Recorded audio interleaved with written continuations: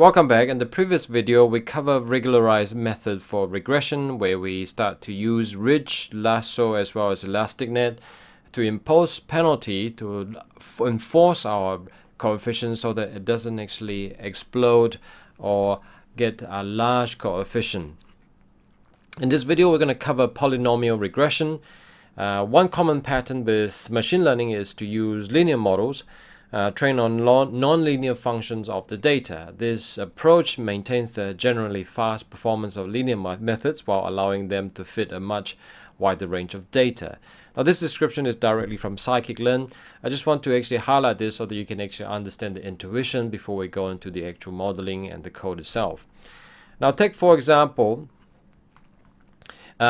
a simple linear regression can be extended by constructing polynomial features. So this is the key word here, polynomial features from the coefficient. In the standard linear regression case, you might have a model that looks like this for two-dimensional data. So basically what you have is that y is equal to a constant.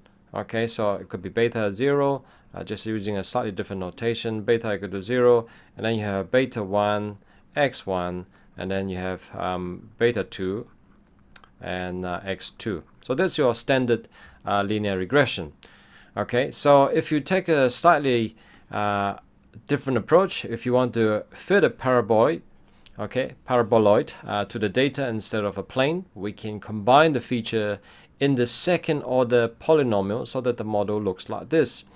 So you have the standard, you have this is the intercept term, this is the first independent term, second independent, third, fourth and fifth.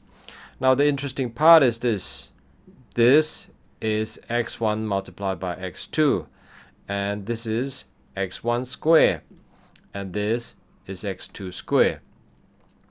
So in this case now we have 5 independent variable plus a constant term, which is the actual intercept itself. What happened now is that we conduct or perform a transformation. Okay, how does the transformation goes? Basically, you are creating a new variable called z. Okay, what is z? Okay, let me just use a slightly different color. Let's use green here. So you have x1, which is the original, x2, original, x1 times x2, x1 as well as x2. So what was the transformation that was really being done in the end? W0 is still the same. You have now z1. Okay, which is your z here, and then you have your z2, z3, z4, z5. Now suddenly they all look completely linear. Okay, in essence, these are actually the transform variable of this original data. Basically, this has been relabeled so that our problem is now looks like this, and basically it looks, guess what? It looks linear. Although, in essence, when you really look at it, is actually quadratic and the underlying. Now we see that the resulting polynomial regression is the same case as the linear model we've considered above. The model is linear with respect to W and can be solved by the same techniques as per normal linear regression. By considering linear fits with a higher dimensional space built with these basis functions, the model has the flexibility to fit a much broader range of data. So this is really the basic ideas here that is being utilized and incorporated into the scikit-learn library. So let me just relabel this so that it's actually clearer. So let me just stop this. Don't want to save the graphics. I've provided the link to the scikit-learn so that you can actually refer to that. So basically extending the linear model with basis function. Okay, let's look at these codes here. So we've imported the standard library. So we're going to generate some random numbers. So let me just show you what it looks like. So notice the parabolic effect here. Okay, so it's actually, it curves upward. So the actual equation is y is equal to x cubed plus 100. The 100 really is, we're generating our random number at 0 because it's random normal and 100 of them. And we multiply by 100, so it will be 0 plus or minus 100, but we shifted it upward by 100 by doing this. Okay, so this is really the scatter diagram. We're going to have a look at linear regression to see how well it fit. Okay, so import the standard libraries. Again, instantiate, and the next line is really fit, and then the third line is really conducting the actual in-sample prediction to see how well the linear regression model actually explain the variable or variability.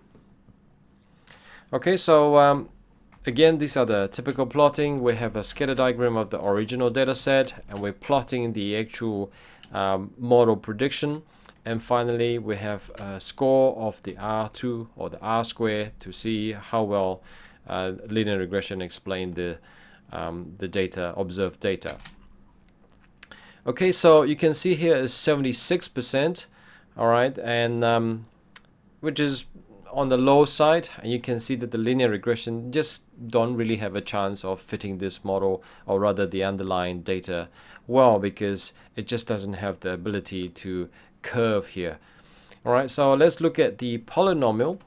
Okay, so the process is slightly different from linear regression. You have a pre-processing library that you import the polynomial features, which is the features that we talked about here. This is the feature extraction that we're looking to do here, or polynomial features. We're transforming it.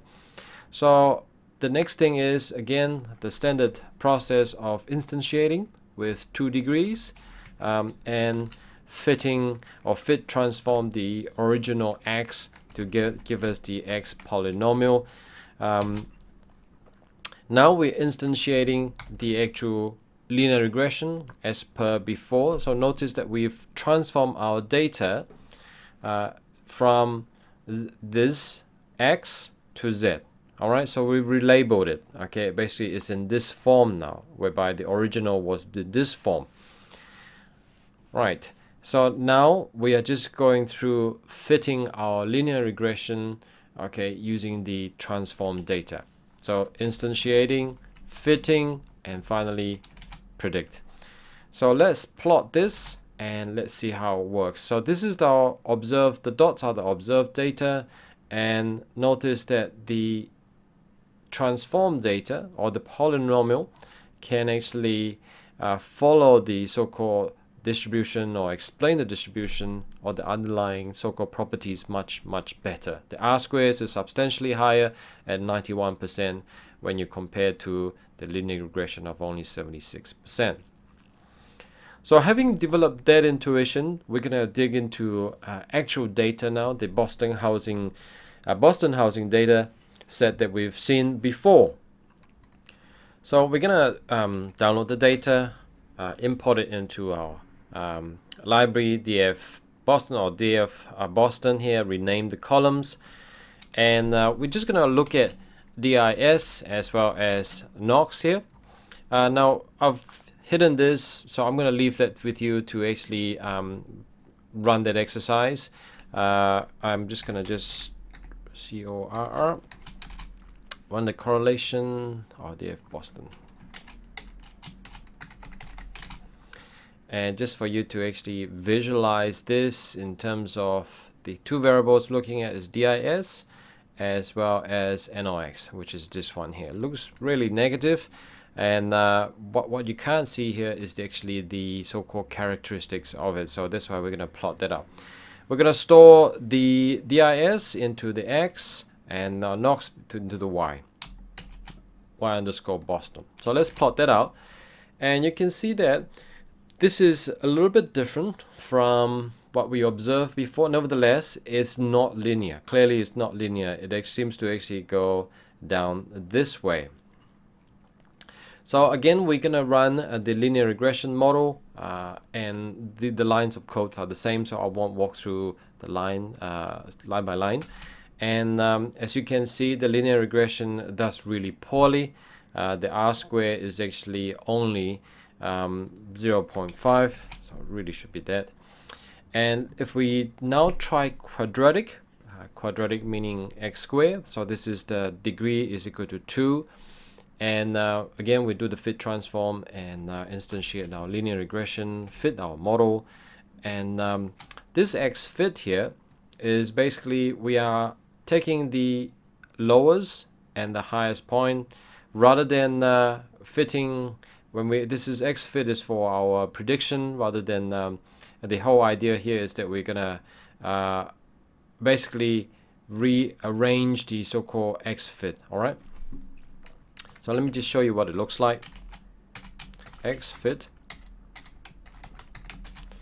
Okay, so this is what it looks like. It's on a step of 1. Okay, and so let's just conduct our transform and transform in the internal part and also run the actual prediction itself.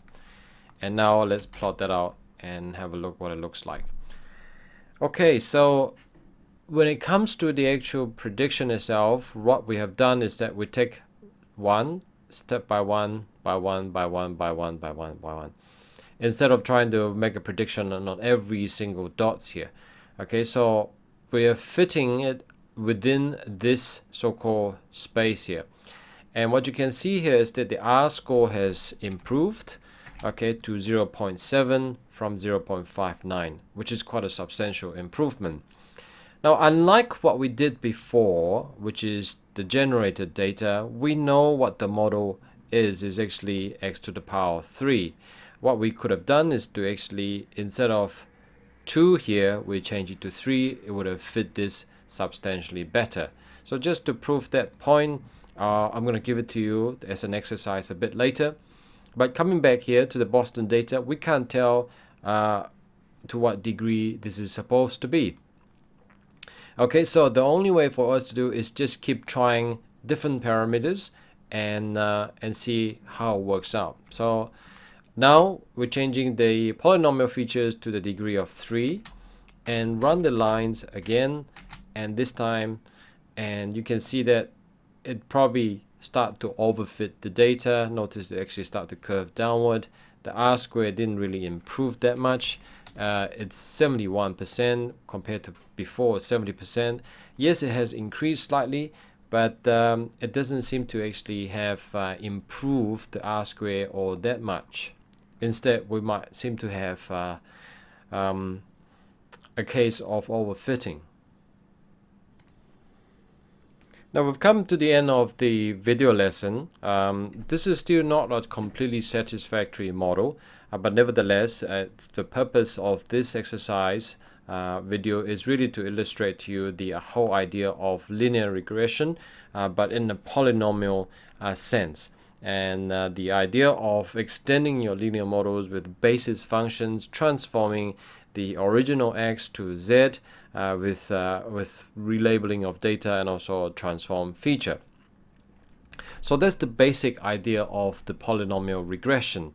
And now what I'd like you to do is you make use of the Boston data set and try higher feature.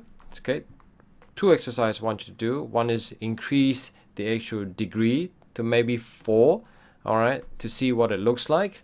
And the second thing I'd like you to try is coming back to the generated data that we have, because this is x to the power of 3. What happens if you change the so-called polynomial degree equals to 3, and how would this R square change? Would it improve or would it get worse? So with that, I'd like you to pause the video, try that out. When you come back, I will wrap up the lesson.